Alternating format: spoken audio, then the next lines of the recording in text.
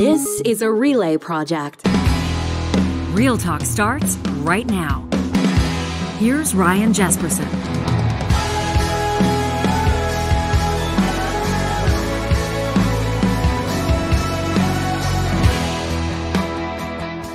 It is a Monday edition of Real Talk on this April 17th. Jesperson here with Hicks. Thanks for hanging out with us.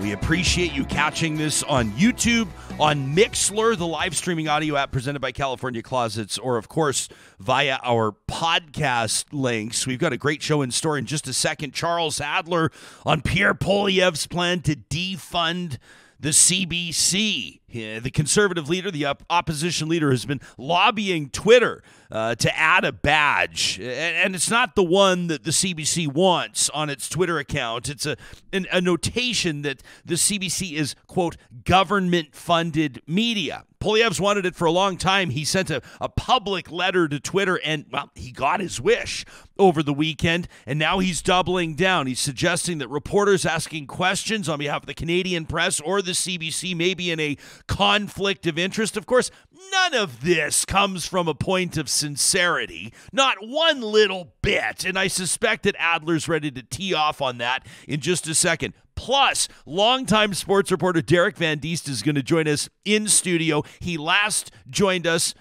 from halfway around the world when he was covering World Cup soccer action, and he's from Qatar, and he's going to be joining us now talking about his new gig with the NHL.com and, of course, the NHL Stanley Cup playoffs. They dropped the puck tonight, Monday night, and a lot of us are really excited about that. If you're maybe even just a tepid fan, but you're going to be participating in a playoff pool at the office, we've got you covered. DVD has the inside scoop on all the storylines that matter most. Johnny Infamous, the producer of this show, I'm not sure if you've gone on the record yet with your Stanley Cup final pick or not. Have you narrowed down who you believe will be the Western Conference and Eastern Conference champions? The final?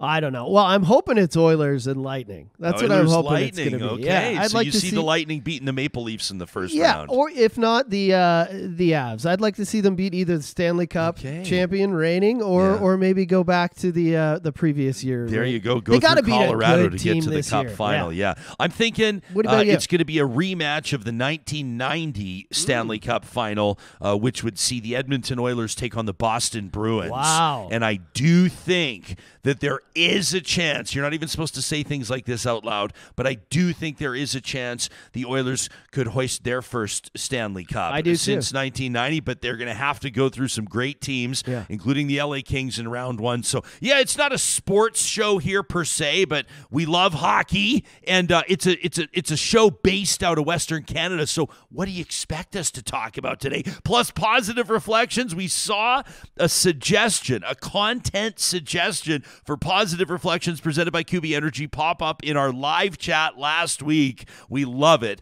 I'll give you a hint. It's about a long-distance relationship. Two pals, a friendship forged through COVID, and now we're going to show you how they're managing the distance between them. It's such a fabulous story. That's coming up. This episode of Real Talk is presented by our friends at We Know Training. You can check it out at weknowtraining.ca. Are you a decision maker?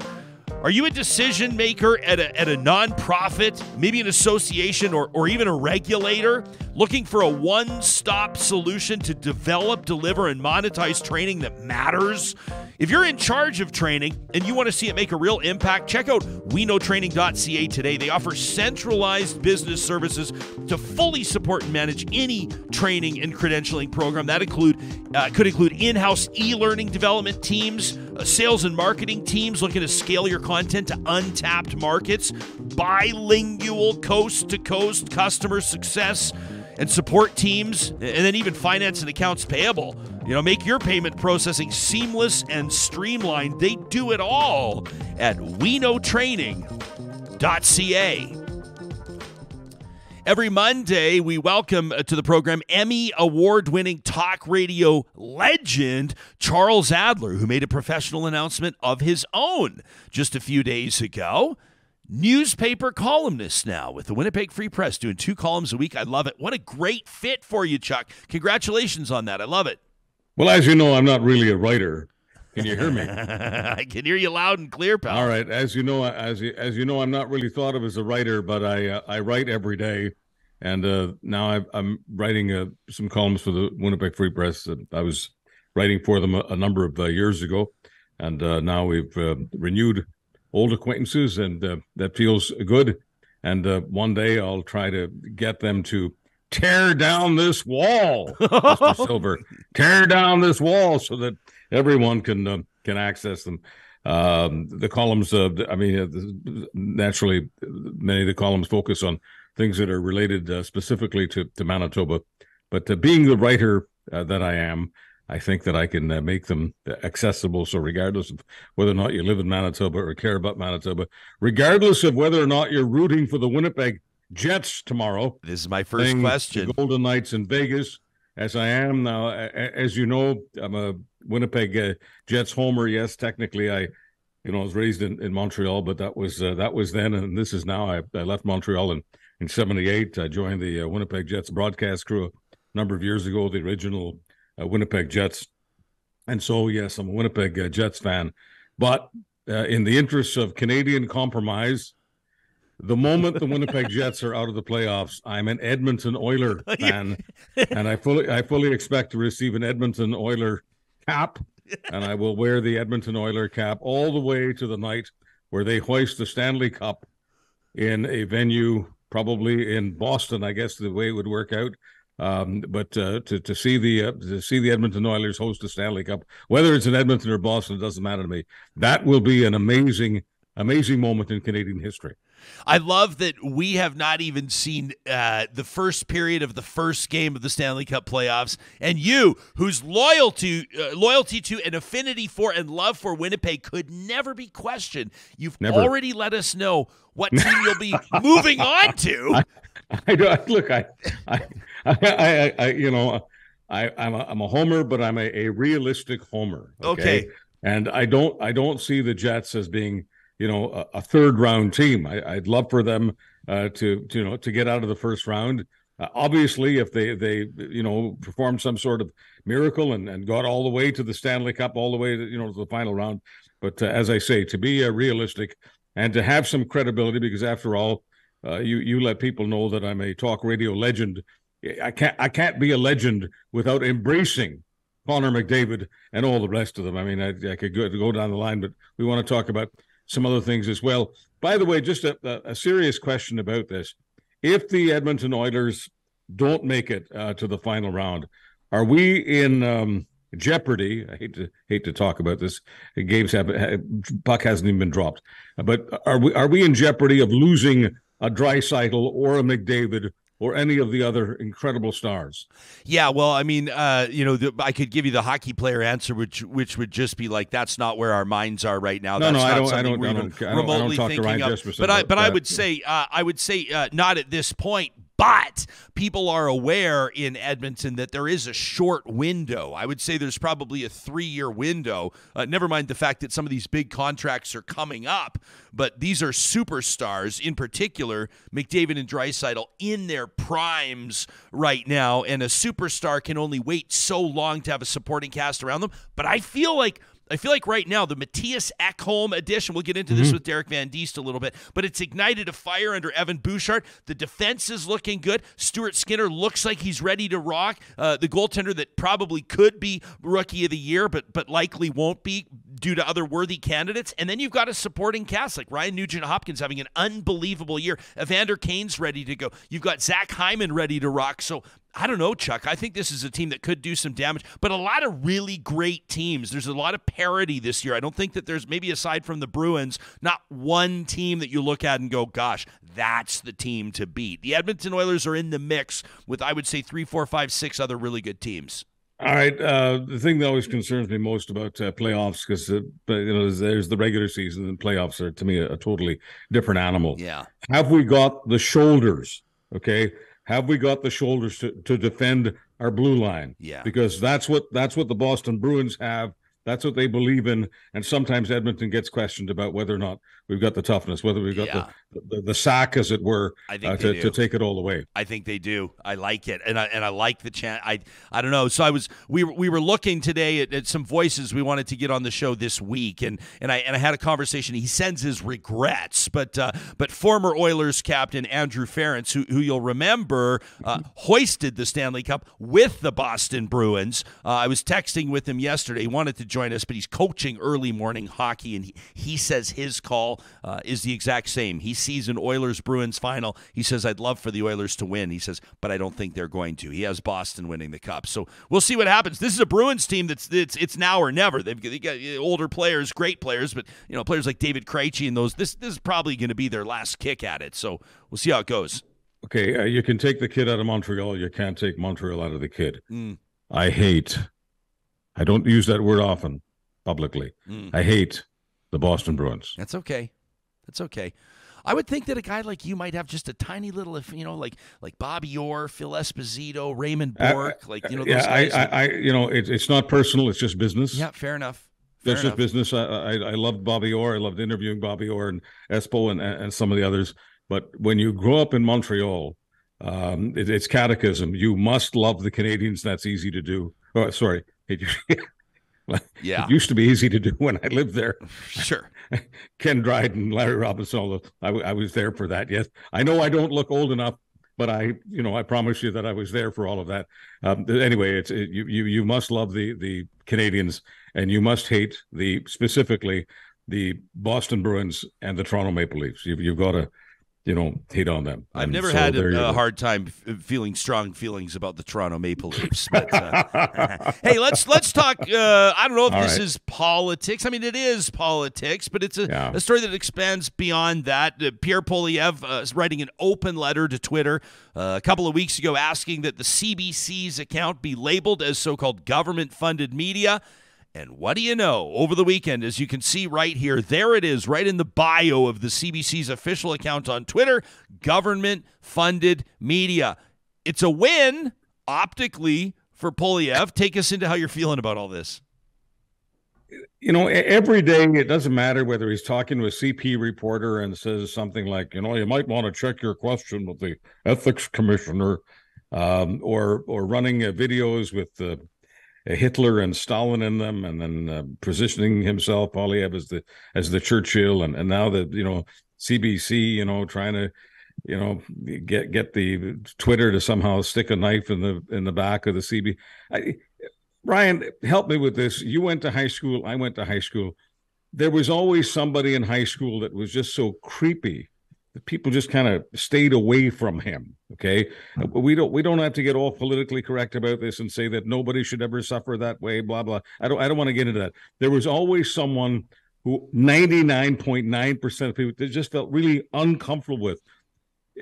Does Poilievre not strike you in every way, almost every day, with all of these stories, as that guy that we just didn't want to shoot pool with? Yeah, well, it's, to me, I don't know if I use the word. I just think it's more snide. It's just like a little. It oozes of insincerity. I mean, Johnny, why don't we load up that clip? So apologies here. I just grabbed the audio off Twitter. This was recorded obviously on a cell phone, but this is an exchange over the weekend with Conservative leader Pierre Poilievre and a reporter. Now, the reporter is not technically from the CBC. They're from the Canadian press. Most people understand that the Canadian press, like Reuters or any other service, the AP, can make stories available, and then outlets like the CBC can pick them up, can pay for the story and run them. So this is not a CBC, this is a Canadian press reporter asking a question of Pierre Poilievre, and here's how he responded. You work for CP? Yes, I do. So your biggest client is CBC, right? Yes, but my yes, that's right. I just want to be careful that we don't get you into a conflict of interest here. Have you checked with the ethics commissioner on whether you're in a conflict of interest in asking about CBC funding, given that it's the principal source of money for CP? You see what I mean? He's just being snide, and all of this, I think, is part of a bigger picture conversation about the future of the CBC, the role that the CBC plays, funding that the CBC receives, and how it receives that funding. In other words, to whom is it accountable? And I think that it's probably disingenuous to suggest that the government, in other words, the partisan liberal government, is playing a role in the editorial content that the CBC pushes out. This is what I hope that people are smart enough or informed enough to be focusing on. All right. So I'll try to lighten up, but there are times where, that's a little difficult because, I have studied authoritarianism, and authoritarians always do this. This is what they kind of lead with. But just answer this question for me, Ryan. When the government funded the CBC was government funded and the government was operated by the Harper conservatives and that included, of course, Pierre Poilievre. Did Pierre Poilievre ever complain that the CBC was a poodle of the Harper government? Yeah, no, I don't think I caught that one. I must have missed that one. Yeah. But what about the military? I understand. I could be wrong. Maybe my sources are too liberal. Maybe I'm just not plugged in to the conservative truth of the matter. But is the Canadian military funded by the government? I mean, I guess you'd have to say that in a way it is. Okay, so in a way, the Canadian military is funded by. So is the Canadian military like a private militia for Justin Trudeau? I mean, I know that the questions sound absurd, but the only reason I'm asking absurd questions is because I've got to illustrate. Because a picture's worth 1,000 words.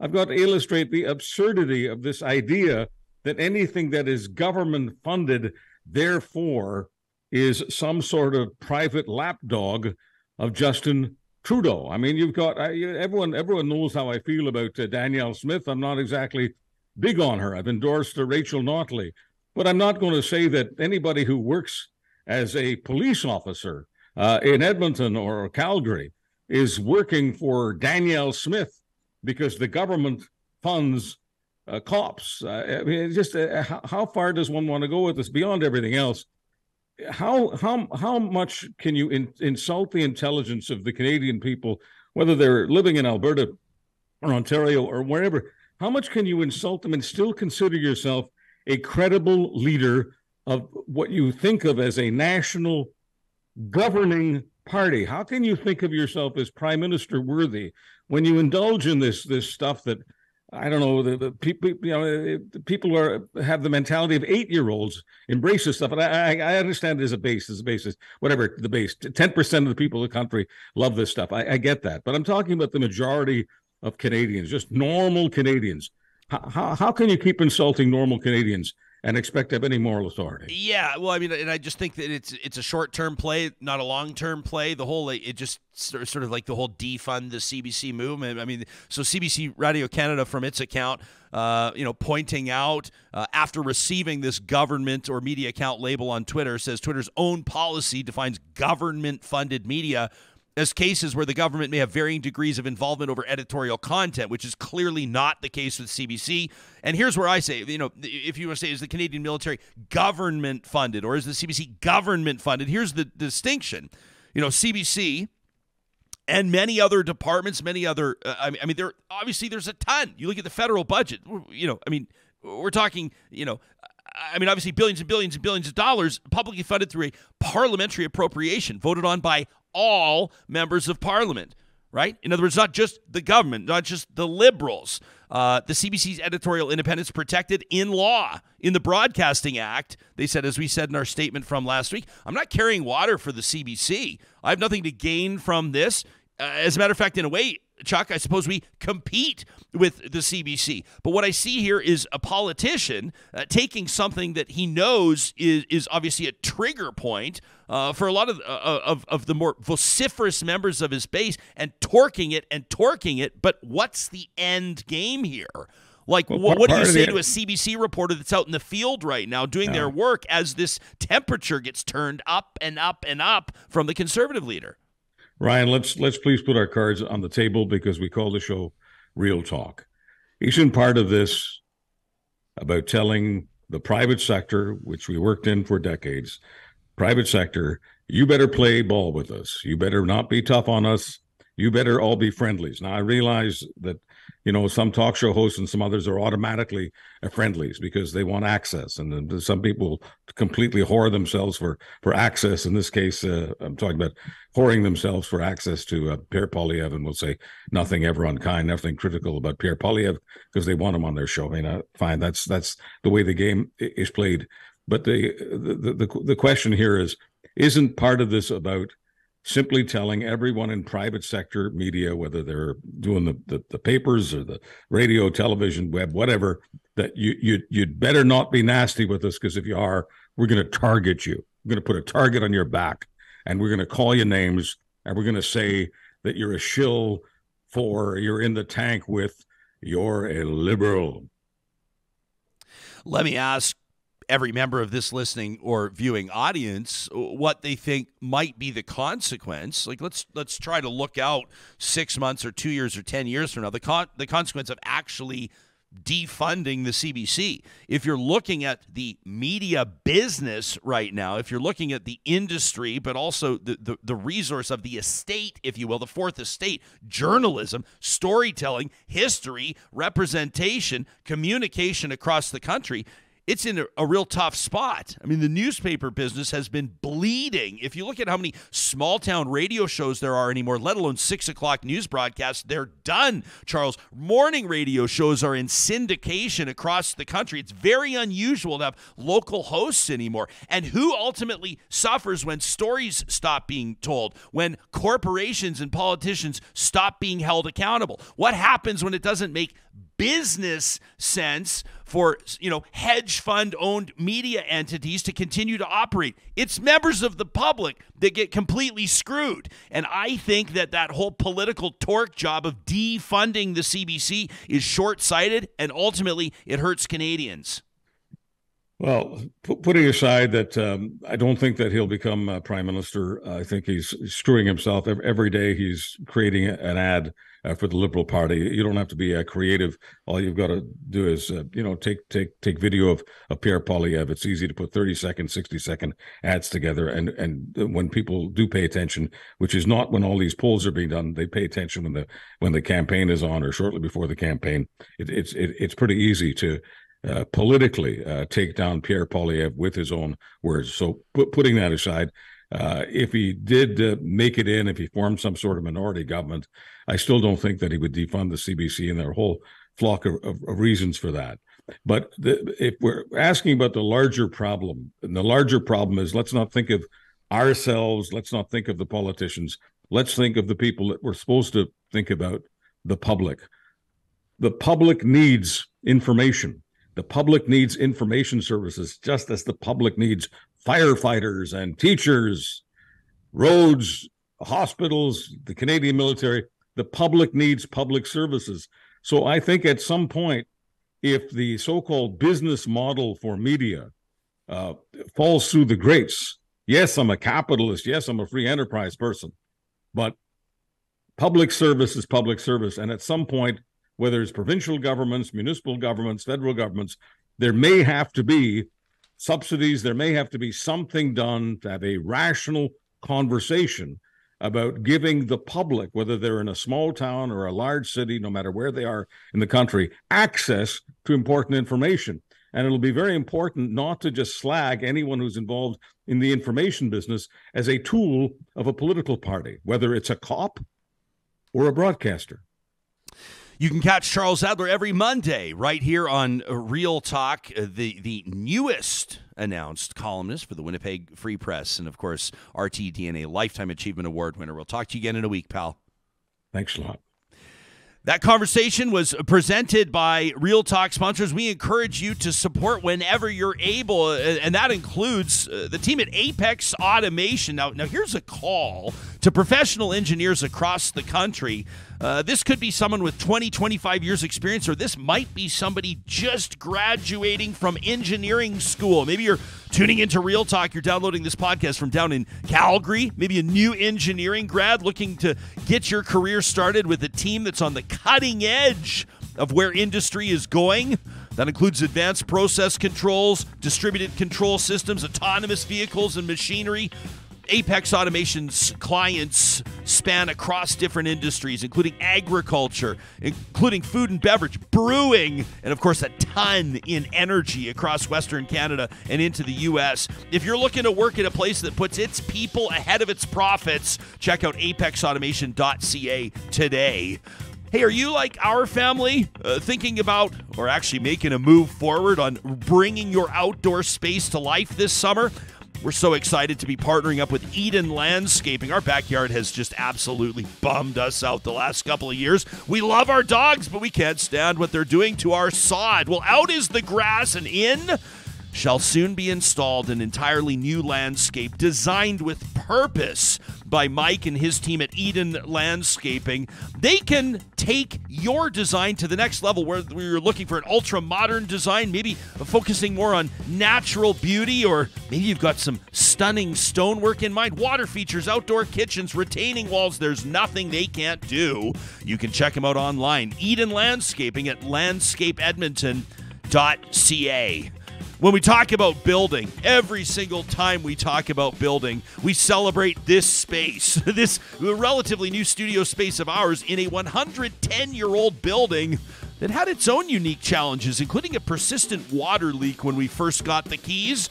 The team at Complete Care Restoration said, not a problem. They solve problems professionally and have been doing so for the many, many years they've been in business, helping people out in a lot of circumstances, dealing with nightmare scenarios like fire damage, flood damage, even mold and asbestos removal. If you have a situation on your hands that is no laughing matter, don't think twice. Get in touch with Complete Care Restoration today at completecarerestoration.ca. And a big shout out to those small communities. We know you're punching outside your weight class when it comes to what you're offering your constituents, your residents, and that includes paying attention to your bottom line on all the big expenditures.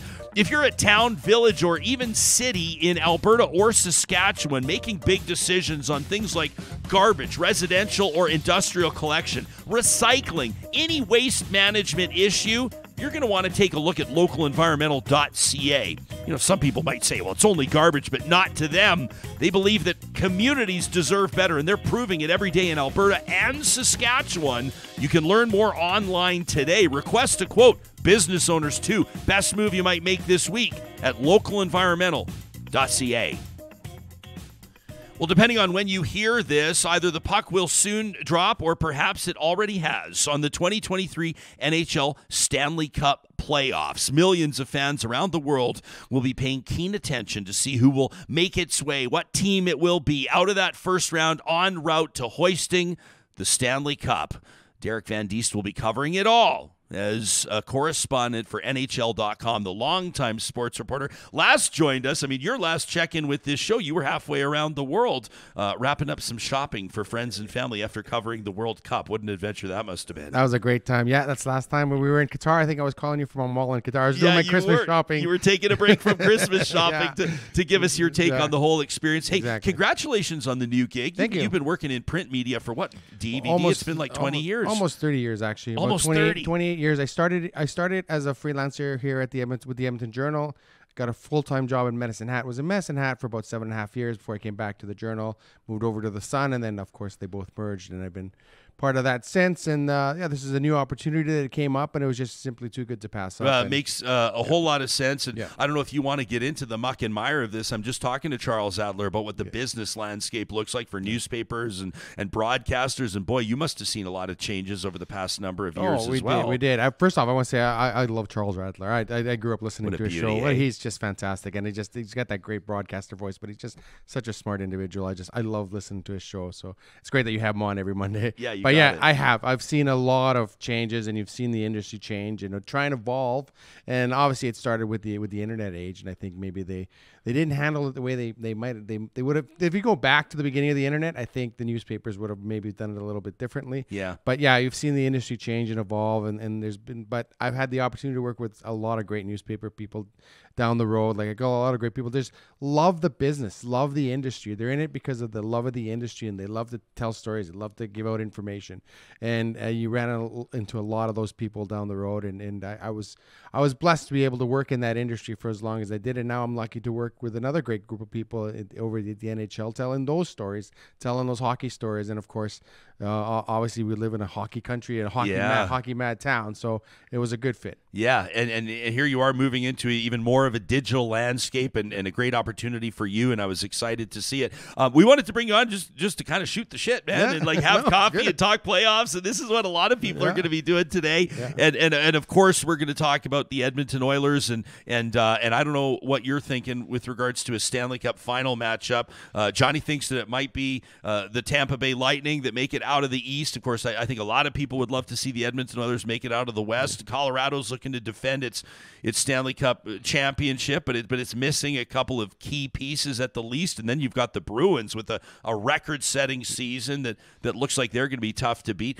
Generally speaking, what are some of the key storylines that you're paying attention to here just hours away from puck drop? Well, it does feel like Christmas morning, doesn't it? It does. It's the first day of the playoffs. Feels like Christmas morning. It's very exciting.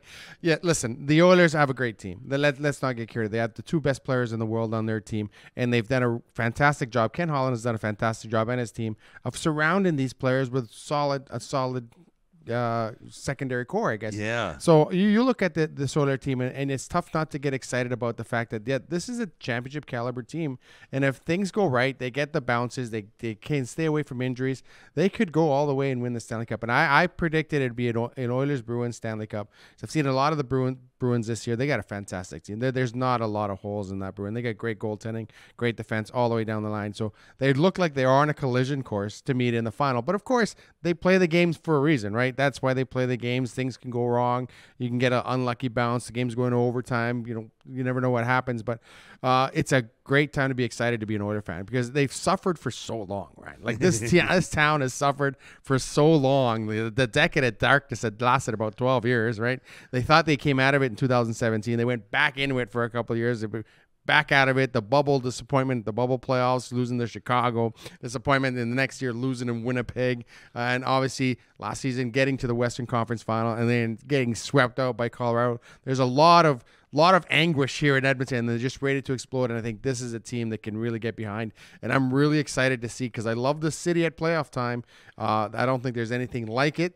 I really think it's going to be a fantastic spring here in Edmonton, and if the Oilers do what they're expected to do, it could be really a really fun ride for the next couple of months. A lot of times for a team to become a championship team, it has to get pumped, and it has to learn to lose. But it's tough for fans to swallow that, isn't it? To understand. But how significant do you think it might be? Colorado was, it was a wagon last year, and the Avalanche just appeared to be sort of fulfilling its own destiny as a franchise to hoist that Stanley Cup under Nathan McKinnon's leadership, and maybe even more so Cale Makar's incredible skill and leadership. But how do you think that factors into it? Maybe even a more motivated Connor McDavid, who I think is 63, 64 goals this year, 153 points. The first to do that, only the sixth NHLer of all time to score at 150. The guy's just on a mission, so much so that other remarkable campaigns like Ryan Nugent-Hopkins, Leon Draisaitl, barely anybody's talking about them because of what Connor's doing. Is he hungrier even this year than he was last year? He is, and that's kind of a scary thought if you're the rest of the teams in the league. You saw what Connor McDavid, the level he took his game to in the regular season. Playoffs, everyone elevates their game. How high can Connor McDavid elevate his game to? That it's almost scary to think how good this guy can be in the playoffs when everything's on the line, and he is determined to win it. He is very much like Nathan McKinnon was last year. He's very much like Steve Stamkos was the year before. These guys, regardless of all the individual accolades, they'll take the individual accolades, but they are here to win a Stanley Cup championship. They are going to be known for winning Stanley Cup championship. Sidney Crosby's known for winning 3 cups. Alex Ovechkin, a great player. He had to win the cup to really cement his legacy. All those great players, they have to win to cement their legacy, and Connor McDavid is determined to do that, and he has the tools to do it, but he has the group around him to do it as well. And I've never seen a guy so determined. He doesn't care if he wins the heart. He's going to win the heart. He's winning all these individual trophies. He doesn't care about that. He'd give them all up for a Stanley Cup championship, and that's what he wants right now, and he's going to be a really, really tough guy to stop. I dodged Adler's question about whether or not he thinks that if the Oilers don't win this year, it might be a problem for retaining the superstar talent in Edmonton. Both 29 and 97, Draisaitl and McDavid still under contract, but you don't take for granted that a star could request a trade. I doubt I see that happening this year, but let's say hypothetically, I'm not calling it. I don't even like to talk about it, but Adler asked the question, fair question, real talk. Let's say the Kings beat the Oilers in round 1. What do you think the implications might be for this nucleus that GM Ken Holland has put together? I don't think there's anybody demanding out. No one will be demanding out here. No, it's a great team. They understand. There's a great team, and you basically harken back. Remember the days in the Oilers where they were supposed to be the best team in the league, and they got knocked out by the Kings in the first round, and they didn't blow up that team. No one's saying, "Okay, I want out of this organization." These guys know what they have. They know. They look around. They go, "Guys, we're a championship caliber team." Yeah. You'd hate to think if they stumbled, they would all tear the team apart. You won't. You don't tear up a championship caliber team, and that happens. You remember Tampa was the best team in the league, and they went in there and they got swept by the Columbus Blue Jackets of all teams after setting a record. Exactly, setting a record for regular season wins. Yeah, and then so it happens, and then they know that. But you do have Leon Draisaitl for another 3 years, I believe. Connor McDavid for another 4 years. So that's your window there. That's your winning window. And the only issue is that you're going to have to re-sign these guys at a much higher cost. So you're hoping that salary cap goes up, but they're going to be expensive players. You look at the money they're going to throw Connor McDavid anywhere in the league. That's going to be able for 20 right now. It's unbelievable. He would deserve he would deserve it. He's going to get the max, whatever they can give him as a max salary. So this is their window. Everyone recognizes it. Ken Holland recognizes it. The team recognizes it. The coaching staff recognizes it.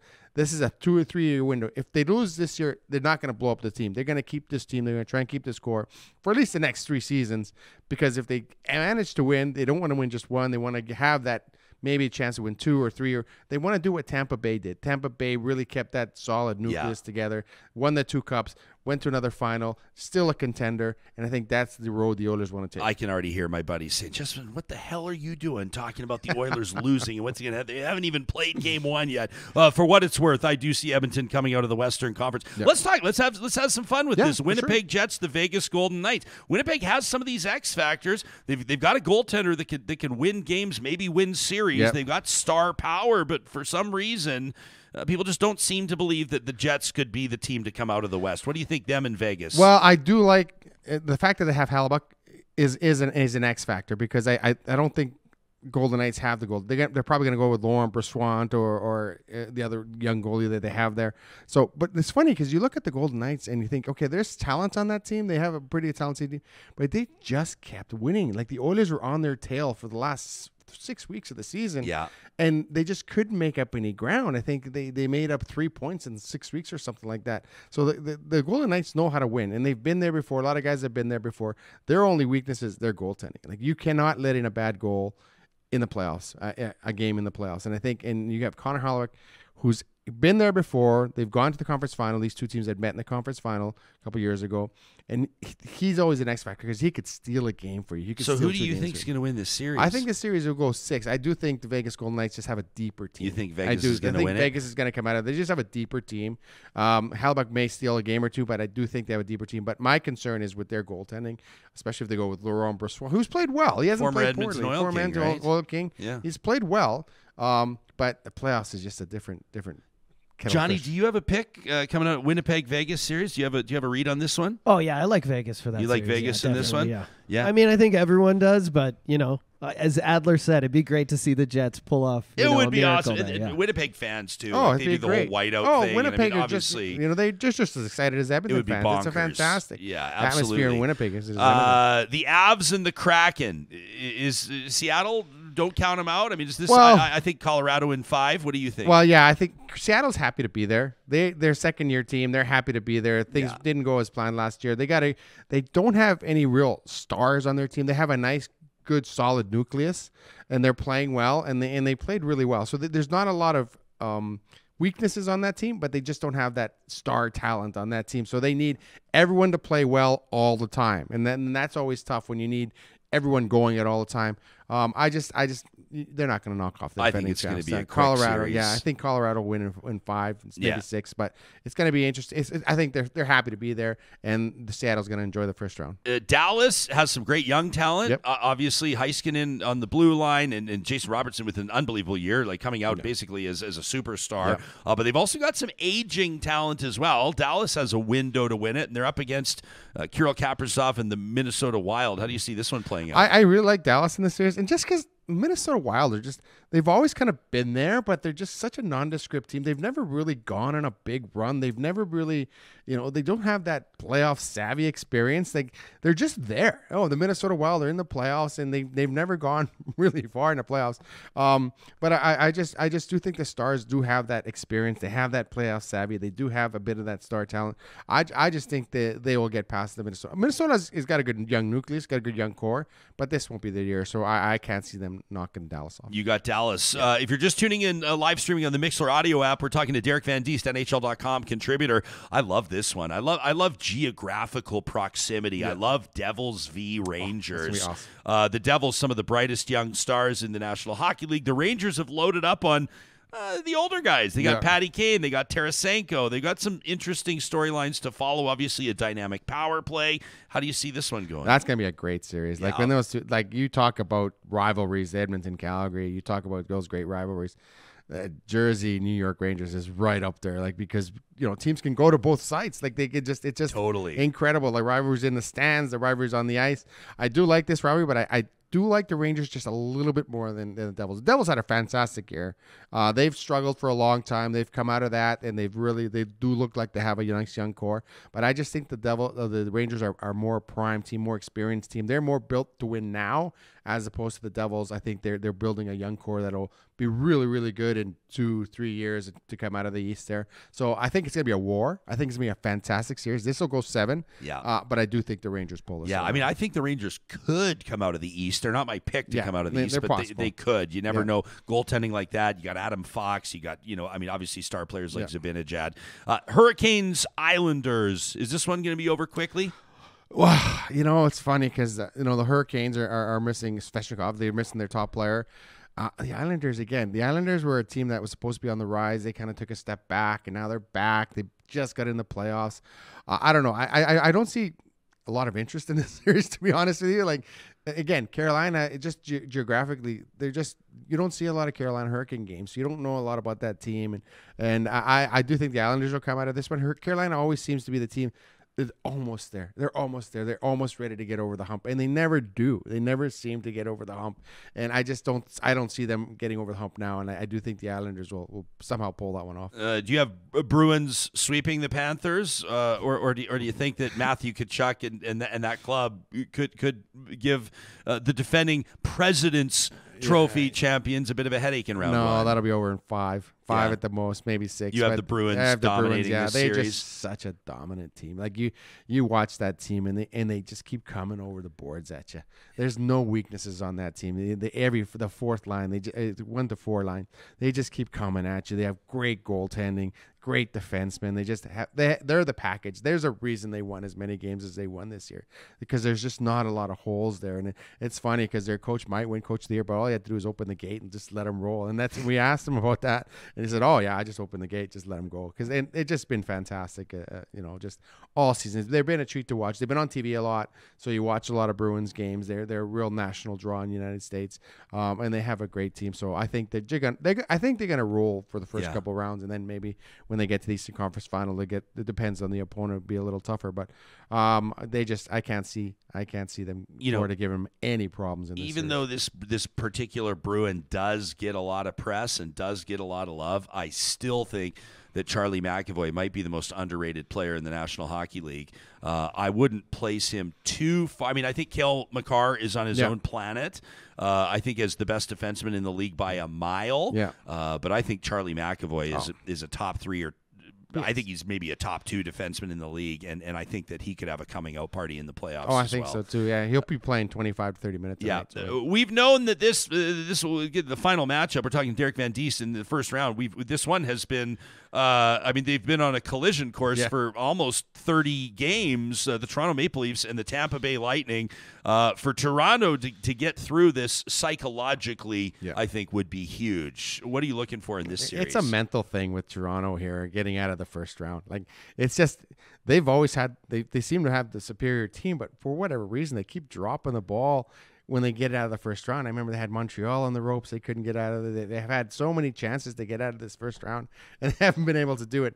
I do think this is the year they do it. I do think that when you have such disappointment, you learn from that disappointment. And I do think that guys like Marner and Matthews and those guys have learned from that disappointment. I really do think, and there's so much pressure on. You talk about the pressure on the Oilers here. That pressure in that Toronto market. That's a lot of pressure to play under. That there's so much expectations there. The team hasn't won in so long, and every team every time they have a decent team, they're already talking about Stanley Cup championships and things like that. I do think they get out. I think they have just a bit more than Tampa Bay does, but it's just such a mental thing with the Leafs right now. It's a whole organization, and there's a lot of pressure on this organization because I think if they do lose in the first round, then I think the coach is gone. I think the GM is gone. I think that there's going to be wholesale changes in Toronto.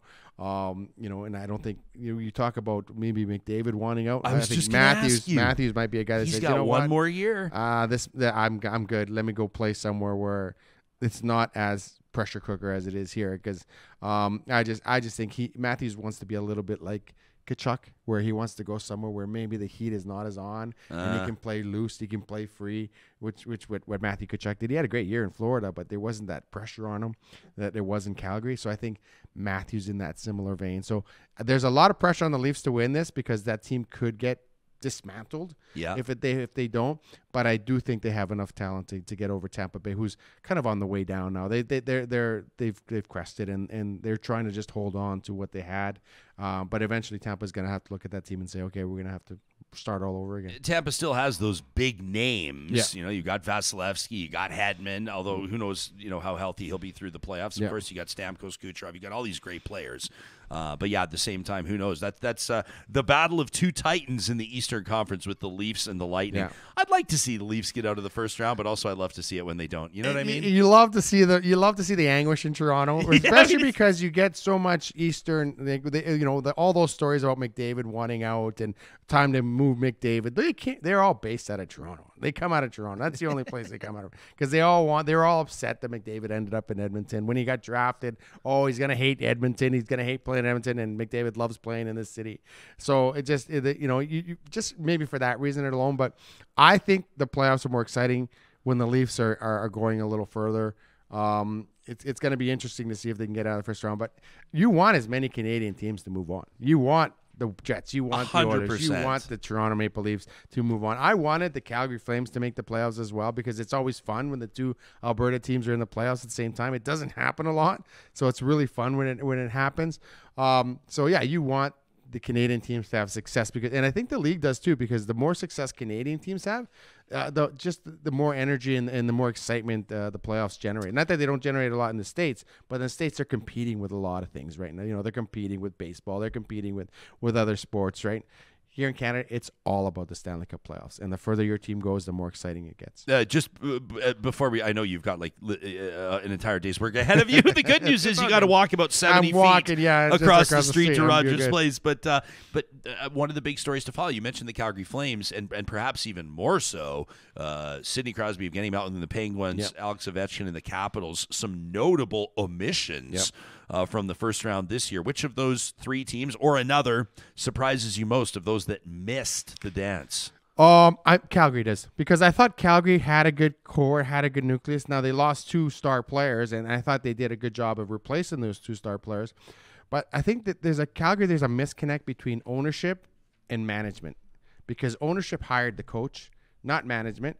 And now ownership saying, well, we want this guy to be our coach. We may get rid of our manager, but whatever manager you bring in here, the owner's going to say, well, I've already hired the coach. Now, we've seen here when the owner meddles, that's disaster. The owner's got to stay out of things, right? We saw it here with Daryl Cates a little bit, where he was trying to make some personnel decisions. It didn't work out well. And then Daryl Cates said, okay, I'm going to step away. You guys run the team. I'll just pay the bills. That's how it works. Was that after the Yakupov draft? A little bit. Yakupov, and there's some other guys that, Mike Comrie was a recommendation of what I understand from Daryl Cates. So he stepped away and the team did well.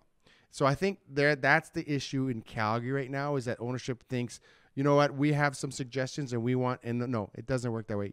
Hire good people to run your team and then get out of the way. And that's the way it is in any organization. You have to hire people that are smarter than you, that are better than that.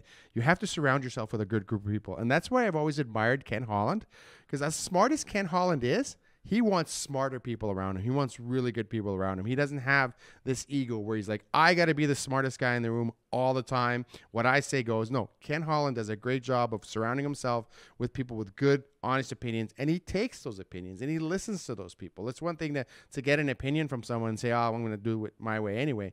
He does that, and I think that's what makes him so successful. And he learned that very, very early on in his management career days, and he's continuing here. And you look at the Oilers, and you look at the team that they've put together, management-wise and coaching-wise and scouting-wise, it's a lot better than it had been in the past because he's going out to getting the best people, and he's not afraid to say, hey, this guy knows a bit more than I do. I'm going to bring him on my team. Brian Burke, Ron Hextall, both fired. Yes. From Penguins brass, obviously, and you've got a team that's just re-upped Evgeny Malkin and Chris Letang.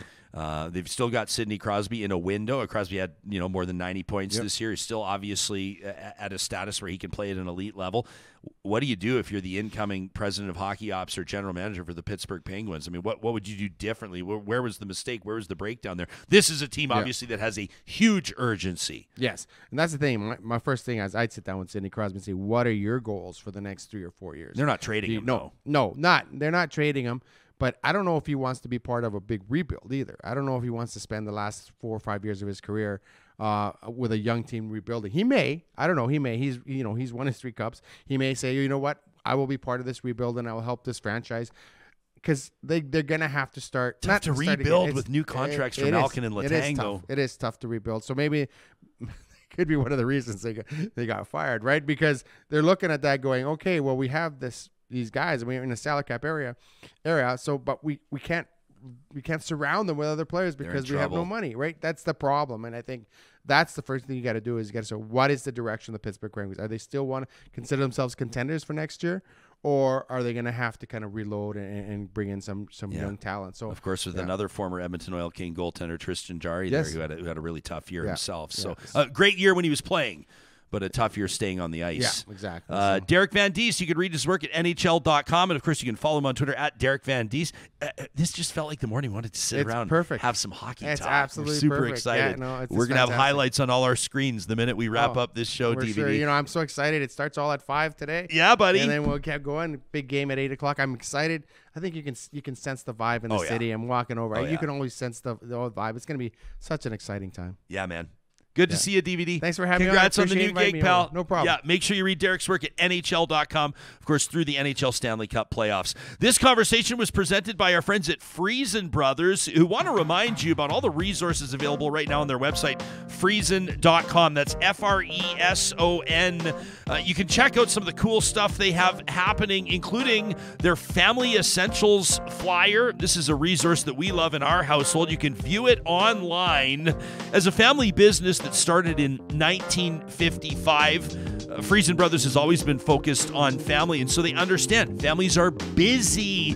They also understand that sometimes, most times, budget can play in to your dinner plans. They take both things into consideration as they put some amazing and easy family meal solutions together, including one pan to feed them all. You can check out what I'm talking about today at Friesen.com. 16 locations across the province. Friesen Brothers is Alberta-owned, Alberta-grown. Our friends at the Dairy Queens of Northwest Edmonton and Sherwood Park want to remind you about some of the hot eats and cool treats that they have available in their stores in Palisades, Nemeo, Newcastle, Westmount, and Baseline Road. I oftentimes wrestle with this. I get really excited about one Dairy Queen menu item. Like last year, it was the churro dipped cone. Yeah, I said churro dipped cone. But then I realized, well, gosh, it's been a while since we've talked about the chicken strip baskets, for example. What about the sauced and tossed honey barbecue glazed chicken strip basket? You can also check out the chicken strips and fry rings combo. You don't have to make that choice between those crisp Dairy Queen fries and the world-class onion rings. You can learn more about it, of course, at the Dairy Queens of Northwest Edmonton and Sherwood Park. Make sure you let them know that Real Talk sent you. And for those families that are keen on keeping money in the pocket, who isn't these days? When it comes to electricity, natural gas, and internet, who are you giving your business to? Can we recommend you take 2 minutes at some point this week and check out parkpower.ca? You can compare rates on all 3 utilities. I'm going to tell you what, spoiler alert, you're going to end up paying less with Park Power, especially when you use that promo code REALTALK23, which knocks $50 off your first bill for each of the services you go with. That's electricity, natural gas, and internet. The promo code is REALTALK23 at parkpower.ca. Well, we love giving Real Talkers shouts out when you have had an impact or an influence on our content, and that includes right now. Every Monday, the first show of every week, our friends at Kuby Renewable Energy, you can get a free solar quote today at kubyenergy.ca. They give us an opportunity to focus on stories that warm our hearts, stories that make us happy, stories of people paying it forward, or random acts of kindness, or sometimes stories that remind us how lucky we are to have animals like dogs. This is a story that was suggested by one of you in our live chat last week for Positive Reflections, and this is the story of 2 dogs from right here in Canada called Sadie and Rolo, and in just a second we'll roll the video. You got to hear this. This is absolutely amazing. They're 2 pups that became friends during the pandemic. Now, Sadie is a Husky German Shepherd mix. Rolo is a Rottweiler Shepherd mix. And when they had to move apart, Rolo's owner relocated for a new job. They realized that the pups just weren't the same. They missed each other. And so now every Thursday, the dogs FaceTime. Yeah, the dogs have a FaceTime date. And, well, here's an example of how it plays out.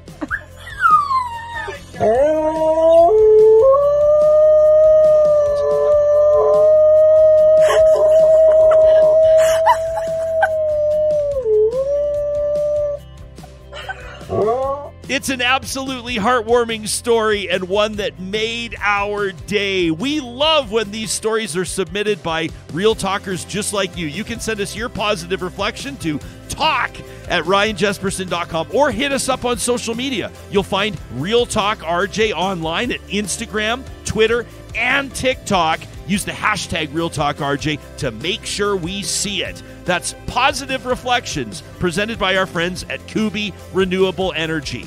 We've got a whole lot coming up this week. Great shows, episodes you won't want to miss. If you subscribe to our weekly email, you've probably already read all about it. Go to ryanjesperson.com. At the bottom of the page is where you can sign up for our email newsletter. Every single week, the highlights that have happened and the highlights to come right here on your favorite show, Real Talk. We'll see you tomorrow.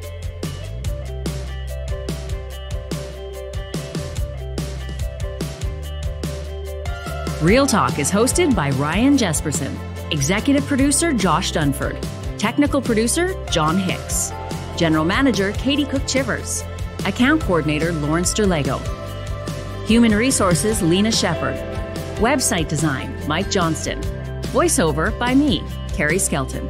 Real Talk's editorial board is Supriya Dwivedi, Ahmed Ali, Brandy Morin, Ann Castleman, Corey Hogan, Harman Kandola, Catherine O'Neill, and Chris Henderson. Member Emerita, Julie Rohr.